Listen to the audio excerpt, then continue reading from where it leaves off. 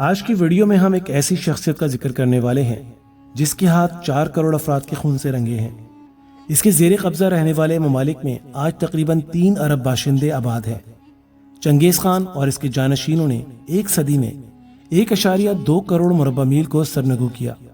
Japan کے ساحل سے لے کے یورپ کے دل ہنگری تک اس کا سکہ چلتا تھا۔ منگولوں نے سکندر اعظم سے 4 گنا بڑی سلطنت قائم کی۔ یہ رومن سلطنت سے سائز میں 2 گنا بڑی تھی۔ وہ اپنے دور کا ہی نہیں بلکہ پوری صدی کا مایہ ناز کمانڈر تھا۔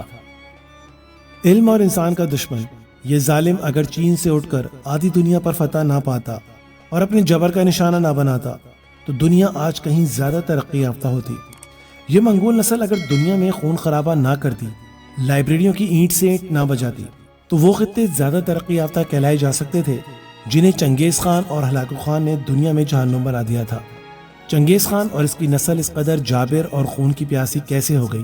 محققین نے اس کی نفسیات کا تجزیہ کرتے ہوئے ایک نئی اور انوکھی بات بتائی۔ وہ یہ کہ چنگیز خان کو اپنے خاندان میں عزت ملی، نہ قبیلے کے سرداروں نے اسے اپنا مانا۔ اپنے ہی قبیلے کا ٹھکرایا ہوا یہ شخص سماج سے انتقام لینے پر اتر آیا۔ آدھی دنیا کا فاتح منگول جنگجو چنگیز خان اپنے ہی قبیلے کا دھٹکارا ہوا لڑکا تھا۔ اس میں پائی جانے والی نفرت کے ذمہ دار اس کے قبیلے کے لوگ تھے، جنہوں نے ایک چالاک، دلیر اور عیار سمجھدار انسان کو قابو میں کرنے کے بجائے دنیا سے انتقام لینے کے لیے کھلا چھوڑ دیا۔ انوکھی بات یہ ہے کہ اپنے ہی قبیلے میں نفرت پانے والا یہ نوجوان ٹھکرائے جانے کے باوجود طاقتور فوج کو کھڑی کرنے میں کامیاب ہو گیا۔ اب وہ دنیا بھر میں قاتل کے طور پر بدنام ہے اور عظیم فاتح بھی مانا جاتا ہے۔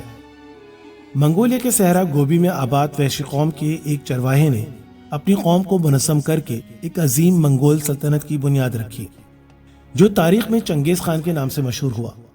دریائے اونان کے دائیں کنارے پر واقع ویلون بولدک کے مقام پر 1162 قبل مسیح میں منگول قبائلی سردار یسوگائی کے ہاں ایک لڑکا پیدا ہوا جس کا نام تموجن رکھا گیا، جو آگے جا کے تاریخ میں ایک ہیبت ناک شخصیت چنگیز خان بنا۔ منگولوں کی خفیہ تاریخ کے مطابق چنگیز خان کے جسم پر ایک مخصوص خون کا نشان تھا۔ منگولوں میں یہ علامت جنگجوؤں کی خاصیت سمجھی جاتی تھی۔ جب چنگیز خان 8 یا 9 برس کا ہوا تو 1167 میں تخت نشینی کے خونی کھیل میں اس کے باپ یسوگائی کو اپنے ہی قبیلے کے کسی سازشی نے زہر دے کر مار ڈالا۔ قبیلے والوں نے مقتول سردار کی بیوہ اور بیٹے کو سرداری دینے کے بجائے قبیلہ بدر کر دیا۔ تیموجن کا بچپن انتہائی کسمہ پرسی میں گزرا۔ اپنی جان بچانے کے لیے تیموجن اور اس کا بھائی دشمنوں سے چھپ کر زندگی گزارنے لگے۔ وہ پسماندہ کھیتوں میں چلے گئے جہاں زندہ رہنے کے لیے بچھو، سانپ اور چوہوں کو خوراک بنانا پڑا۔ اسی دوران انہوں نے دریائے اونان سے شکار کیے ہوئے پرندے، جانور اور مچھلیاں کھا کر خود کو زندہ رکھا۔ زندگی تلخ نہیں بلکہ اذیت ناک بھی تھی۔ تیموجن جب جوان ہوا تو اس کے قبیلے والوں کو اس کے خاندان کے زندہ بچ جانے کا پتہ چلا۔ دشمنوں نے اس کی تلاش جاری رکھی اور 1177 میں اپنی جوانی میں وہ حریف قبیلے کے ایک دھاوے پر گرفتار ہوا اور اس کی گردن کے گرد 24 حلقہ باندھ کر اسے اسیر کر دیا گیا۔ یہ تیموجن یعنی چنگیز خان کی زندگی کے سب سے کمزور لمحات تھے، جب موت اس کے سر پر منڈلا رہی تھی اور وہ بے بسی کی تصویر بنا اپنی زندگی کی باقی ماندہ سانسیں گن رہا تھا۔ اس وقت کوئی یہ سوچ بھی نہیں سکتا تھا کہ کال کوٹری کا یہ قیدی ایک دن تاریخ عالم کی سب سے بڑی سلطنت کی داغ بیل ڈالے گا اور دنیا اس کے نام سے لرزے گی۔ چنگیز خان نے غلامی کے دوران اپنے اغواکاروں میں سے ایک کو اپنا دوست بنا لیا اور اس کی مدد سے فرار ہو گیا۔ چنگیز خان کی ترقی کا آغاز اس کی اسیری کے بعد ہوا۔ وہ اپنے باپ کے ایک دوست اور وہاں موجود متعلقہ قبائل میں سے ایک کے سردار تغرل سے جا ملا۔ آگے کئی برس تک ان منگول قبائلوں میں ہلاکت خیز جنگیں جاری رہیں، جن میں تیموجن نے عظمت کی طرف اپنا سفر جاری رکھا۔ منگولیا کی قبائلیوں کی ایک وجہ شہرت یہ تھی کہ وہ ماہر گھوڑا سوار اور تندخو جنگجو تھے۔ تاریخ میں ہم دیکھتے ہیں کہ وہ شمالی چین پر مسلسل حملے کرتے رہے۔ تیموجن کی شادی کنقرات قبیلے کے سردار کی بیٹی بورتا سے ہوئی، جو اپنے ساتھ جہیز میں صرف ایک سیاہ ریچھ کی کھال لے کر آئی۔ بعد ازاں چنگیز خان نے اور بھی کئی شادیاں کی۔ خفیہ قبائلی دستاویزات کے مطابق چنگیز خان کہتا تھا کہ بورتے میری ہے تو اس کا پورا قبیلہ بھی میرا ہے۔ یہ جنگی جنون کا پہلا اظہار تھا۔ چنگیز خان میں رومانس نام کی کوئی شے نہ تھی۔ ابھی وہ سمجھنے بھی نہ پایا تھا کہ ایک بڑے قبیلے مرکٹ کے لوگوں نے حملہ کر کے چنگیز خان کی بیوی بورتے کو اغوا کر لیا۔ بیوی کی بازیابی کے لیے اسے جنگ لڑنا پڑی اور بڑے قبیلے کو شکست دینے کے بعد چنگیز خان کی منگولیا میں دھاک بیٹھ گئی۔ 40 برس کی عمر میں وہ چنگیز خان کا روپ دھارنے لگا۔ وہ کہتا تھا، حکمرانی میرے نصیب میں لکھی جا چکی ہے، مجھے دنیا کی کوئی طاقت نہیں روک سکتی۔ تیموجن سے پہلے متعدد قبائل اپنی توانائی کو ایک دوسرے کے خلاف جنگ و جدل میں صرف کرتے تھے۔ فوجی دلیری، منافقت، صفاقی اور منتظمانہ اہلیت کے ملے جھلے امتزاج کے ساتھ تیموجن نے ان تمام قبائل کو ایک مرکزی قیادت کے تحت متحد کر لیا۔ جاموقا تیموجن کا دوست شریک بھائی اور گہرا دوست تھا، پھر دونوں کے تعلقات کشیدہ ہو گئے۔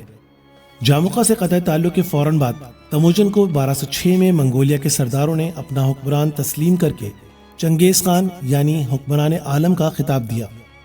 اب چنگیز خان بلا شرکت غیر منگولیا کا حاکم بن گیا۔ اس نے اپنی عسکری طاقت کی اثر نو تنظیم کی اور اپنے آپ کو اس قابل بنایا کہ غیر ملکی فتوحات کا سلسلہ شروع کر سکے۔ چنگیز خان اور اس کے لشکری حقیقی معنوں میں خوار تھے۔ جب اس کے سپاہیوں کو پانی کی قلت کا سامنا ہوتا تو وہ اپنی پیاس بجھانے کے لیے گھوڑوں کی پیٹھ میں خنجر مار کر خون چوس لیتے اور اس طرح اپنی پیاس بجھاتے۔ چنگیز خان 1205 میں تنگوت کی مملکت پر حملہ آور ہوا۔ یہ علاقہ دریائے زرد کے کنارے واقع تھا۔ 1211 سے 1215 تک دریائے زرد کا شمال کا سارا علاقہ اس کے قبضے میں آ چکا تھا۔ چنگیز خان نے چینی شہنشاہ کے سامنے اپنی شرائط پیش کی جو اس نے منظور کر لی اور اپنی بیٹی کی شادی چنگیز خان کے ساتھ کر دی اور خراج بھی ادا کیا۔ پہلے اس نے چین کے شمال مغربی حصے پر اپنا پرچم لہرایا۔ روایت کے عین مطابق بستیوں کی بستیاں ملیا میٹ کر دی گئیں۔ شہروں میں خون پانی کی طرح بہ رہا تھا، لاشوں کے ڈھیر تھے، گنتی مشکل ہو گئی تھی۔ بعد ازاں اس کا نشانہ بیجنگ بنا۔ منگول فوج نے بیجنگ پر پہلا حملہ 1214 میں کیا۔ بیجنگ کے چاروں اطراف 12 میٹر بلند اور 10 میٹر لمبی دیوار کے ساتھ مسلح دستے تعینات کیے گئے۔ فوجی جوان دشمن چنگیز خان کی فوج پر گرم تیل، چکنائی اور پگھلی ہوئی دھاتوں کی بارش کرنے کے لیے تیار تھے۔ زہریلا مادہ اس کے علاوہ تھا۔ چنگیز خان دشمن کی سوچ سے واقف تھا۔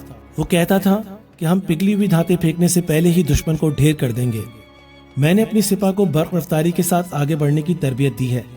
دشمن کے ہتھیار میری فوج کا کچھ نہیں بگاڑ سکتے۔ لاکھوں چینی مرد اور خواتین نے چنگیز خان کی بربریت اور بربادی کے قصے پہلے سے سن رکھے تھے۔ ابھی وہ فاتح بیجنگ نہ تھا، لیکن وہاں کے باشندے سر جھکانے کو تیار تھے۔ پہلے مرحلے میں اس نے بیجنگ کا محاصرہ کیا اور اس طویل محاصرے کے دوران دیوار چین کے اندر ہزاروں افراد بھوک سے بلکتے ہوئے جانیں ہارنے لگے، کئی تو آدم خور بن گئے۔ چنگیز خان پھر بھی حملہ آور نہ ہوا۔ وہ چاہتا تھا کہ عوام حکومت سے مزید مایوس ہو جائے۔ 1215 میں عوام کا صبر جواب دے گیا۔ یہی حملے کا بہترین وقت تھا۔ برق رفتاری سے حملہ کر دو چنگیز خان کا حکم ملتے ہی فوج بیجنگ میں داخل ہو گئی۔ 20 لاکھ منگولوں نے ایک بڑی سلطنت کو غلام بنا کر دیوار کو توڑ دیا۔ سامنے آنے والا ہر فوجی مارا گیا۔ 1 مہینے کے اندر اندر ظالم فوج نے بیجنگ کی اینٹ سے اینٹ بجا دی۔ کشت و خون اور عصمت دری کے واقعات کئی ہفتے تک جاری رہے۔ محلات اور ریشم سے لدے بازار راکھ کا ڈھیر نظر آنے لگے۔ 1 مہینے بعد سفارتکاروں نے رپورٹ دی کہ بیجنگ کی سڑکوں پر انسانی چربی سے اس قدر پھسلن ہے کہ قدم اٹھانا دشوار ہو گیا ہے۔ دیوار چین ہڈیوں کے پہاڑ کے پیچھے چھپ چکی تھی۔ خود کو سمندر کے برابر سلطنت کا ولی کہنے والا شہنشاہ زن چند ہفتوں کی مار تھا۔ اس کی سلطنت پر قبضہ کرنے کے بعد چنگیز خان اگلے 20 برس تک دنیا پر اپنی دھاک بٹھانے میں کامیاب رہا۔ چنگیز خان اپنے دور کا اعلیٰ منتظم تھا۔ اس نے منگولوں کے لیے قومی جھنڈے کی تشکیل کی جس میں 9 بنیادی قبائل کو ظاہر کیا گیا۔ جھنڈے کا رنگ سفید اور اس کے درمیان سیاہ چاند تھا۔ چنگیز خان کے اپنے خاص محافظوں کی تعداد 10,000 تھی۔ ان کا انتخاب قبائلی اشرافیہ کی اولادوں میں سے کیا جاتا تھا۔ لشکروں کی عسکری تربیت اور فوجی چالوں کی مشق شکار کی صورت میں کی جاتی۔ چنگیز خان شمنی مذہب کا پیروکار تھا۔ وہ مختلف مذاہب اور ادیان کے علماء سے گفت و شنید کرتا تھا۔ چین کے بعد چنگیز خان اور خوارزم شاہ محمد کے بیچ چھن گئی، جو ایران اور وسطی ایشیا میں ایک بڑی سلطنت کا بادشاہ تھا۔ اس تنازع کی بنیاد اس وقت شروع ہوئی جب 1218 میں چنگیز خان نے سلطنت خوارزم میں ایک تجارتی قافلہ بھیجا۔ فاراب کے گورنر نے تجارتی مال پر قبضہ کر کے تاجروں کو مار ڈالا۔ چنگیز خان نے شاہ خوارزم سے خون بہا طلب کیا تو شاہ نے وفد کے 3 میں سے 1 شخص کو قتل کر دیا اور 2 کے بال مونڈ دیے۔ چنگیز خان نے 2 لاکھ سپاہیوں کے ساتھ سمرقند، بخارا اور ریاست کے دوسرے شہروں پر قبضہ کر لیا۔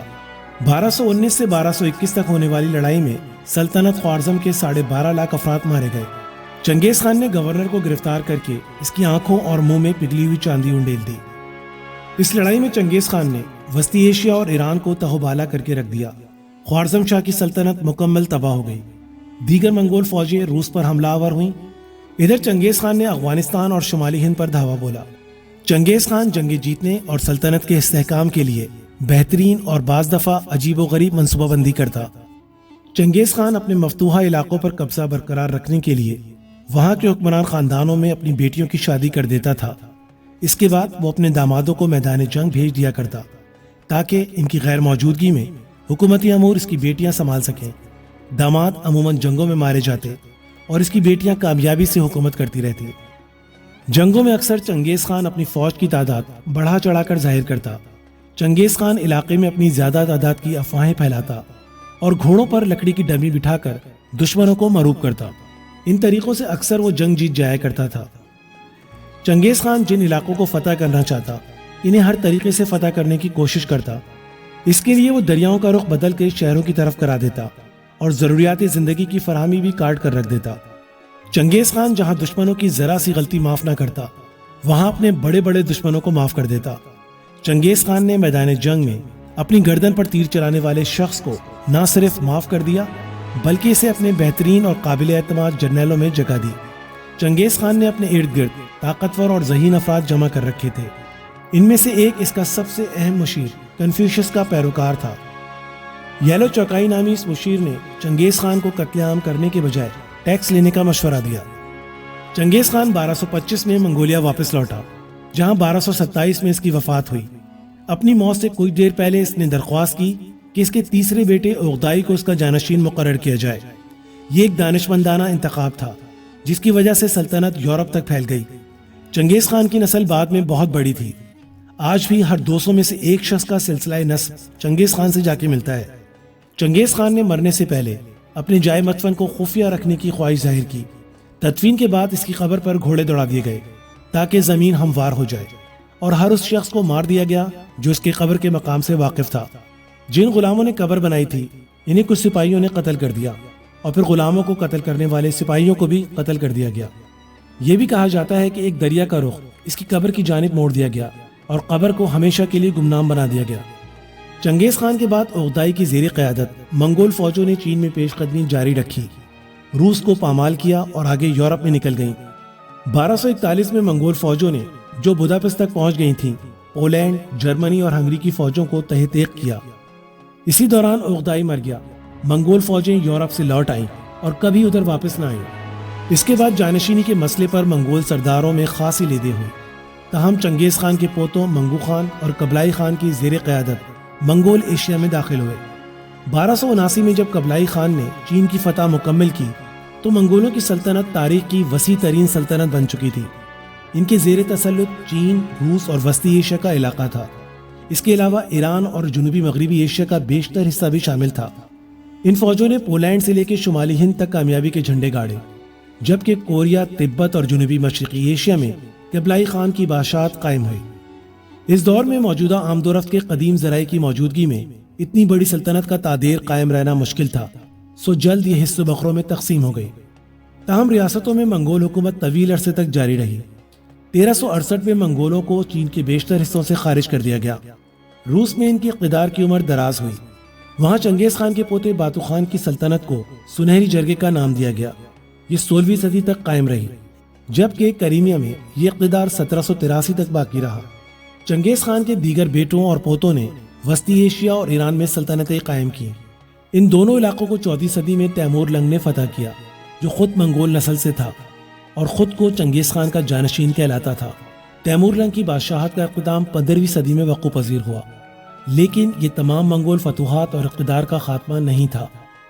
تیمور لنگ کے پڑپوتے بابر نے ہندوستان پر حملہ کیا اور مغل یا منگول سلطنت کی بنیاد رکھی۔